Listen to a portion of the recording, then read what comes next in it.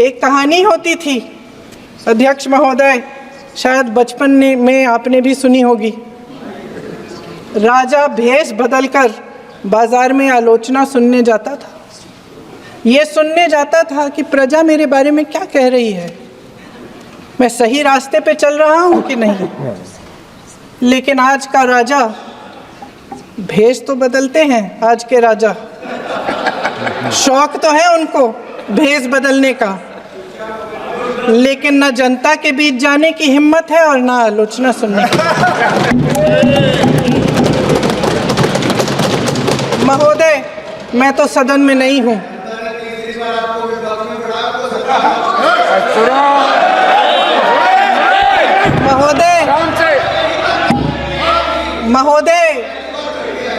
महोदय, जनता में बहुत विवेक है, ये सही है।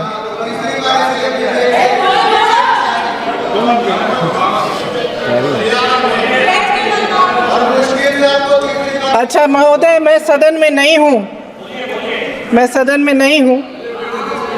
कुछ हाँ ठीक है, मैं सदन में नहीं हूँ, मात्र 15 दिनों से आ रही हूँ। लेकिन मुझे ताज्जुब होता है कि इन 15 दिनों में इतनी बड़े इश्यूज हैं, इतनी बड़ी बातें हैं, प्रधानमंत्री जी मात्र एक दिन के लिए, शायद 10 मिनट के लिए दिखे हैं सब।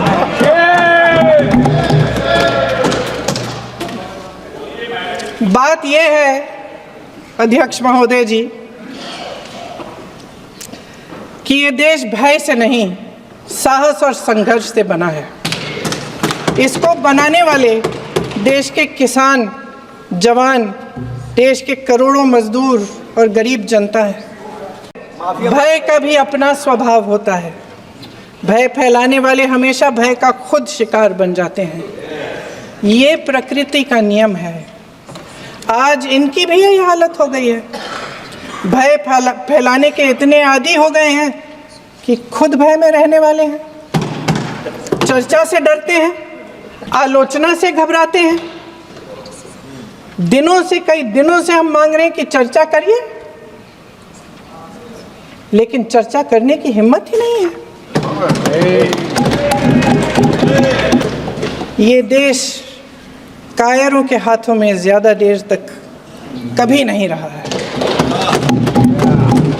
ये देश उठेगा, ये देश लड़ेगा, सत्य मांगेगा, सत्यमेव जयते। देश देख रहा है कि एक व्यक्ति को बचाने के लिए 142 करोड़ देश की जनता को नकारा जा रहा है। सारे बिजनेस, सारे संसाधन, सारी दौलत, सारे मौके एक ही व्यक्ति को सौंपे जा रहे हैं। सारे बंदरगाह, एयरपोर्ट्स, सड़कें, रेलवे का काम, कारखाने, खदाने, सरकारी कंपनियां सिर्फ एक व्यक्ति को दी जा रही है।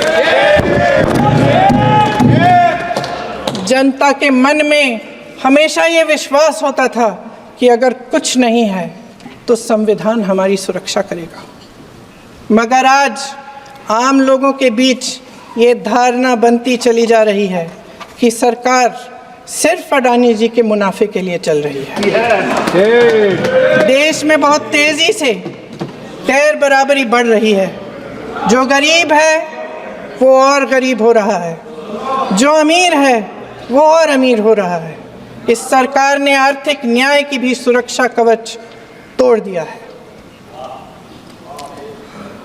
राजनीतिक न्याय की जब बात होती है, मेरे सत्ता पक्ष के साथी आज खड़े हुए और तमाम गिनती करने लग गए कि ऐसा हुआ वैसा हुआ, 1975 में जो हुआ।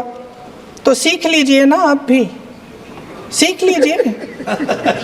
आप भी अपनी गलतियों के लिए माफी मांग लीजिए। आप भी बैलेट पे चुनाव कर लीजिए, आप भी बैलेट पे चुनाव कर लीजिए। दूध का दूध, पानी का पानी हो जाएगा। आप राजनीतिक न्याय की बात करते हैं, सरकारों को पैसों के बल पर गिरा देते हैं।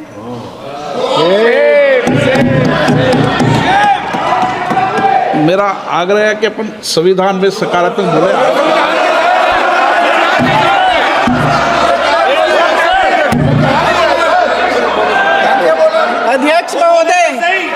अध्यक्ष महोदय, सत्ता पक्ष के हमारे साथी ने एक उदाहरण दिया उत्तर प्रदेश की सरकार का, तो मैं भी एक उदाहरण दे देती हूँ महाराष्ट्र की सरकार का। मैं भी एक उदाहरण दे देती हूँ हिमाचल की सरकार को तोड़ने की कोशिश किसने की, पैसों के बल पे की, गोवा की सरकार। तमाम उदाहरण है। राजस्थान की क्या ये सरकारें जनता ने नहीं चुनी थी? क्या संविधान इन पर लागू नहीं था? पूरी देश की जनता जानती है कि इनका हंसती है, जानती है कि इनके यहाँ तो वॉशिंग मशीन है।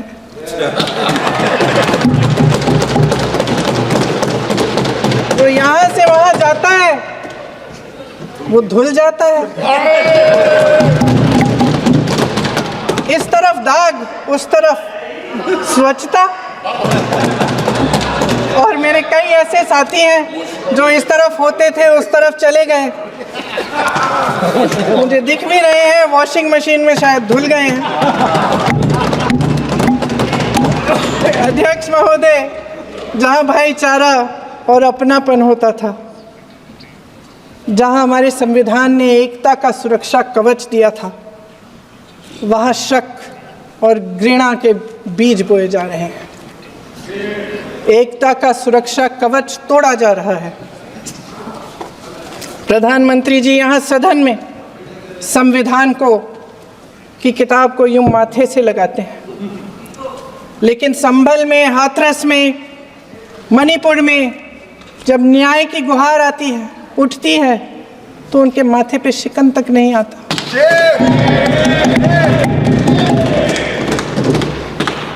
शायद समझ नहीं पाए हैं कि भारत का संविधान संघ का विधान नहीं है।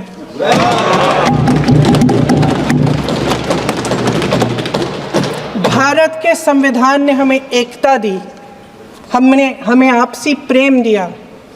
उस मोहब्बत की दुकान जिस पर आपको हंसी आती है, उसके साथ करोड़ों देशवासी चले।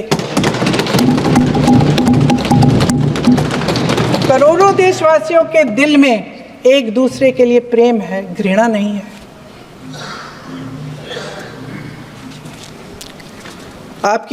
इनकी जो विभाजनकारी नीतियां हैं, उसका नतीजा हम रोज देखते हैं। राजनीतिक फायदे के लिए संविधान को छोड़िए, देश की एकता को भी ये रख नहीं सकते, इसकी सुरक्षा नहीं कर सकते। हमने संभल में देखा, मणिपुर में देखा। दरअसल इनका कहना है कि अलग अलग इस देश के अलग अलग हिस्से हैं। कैमरा लेकिन हमारा संविधान कहता है कि ये देश एक है और ये देश एक रहेगा।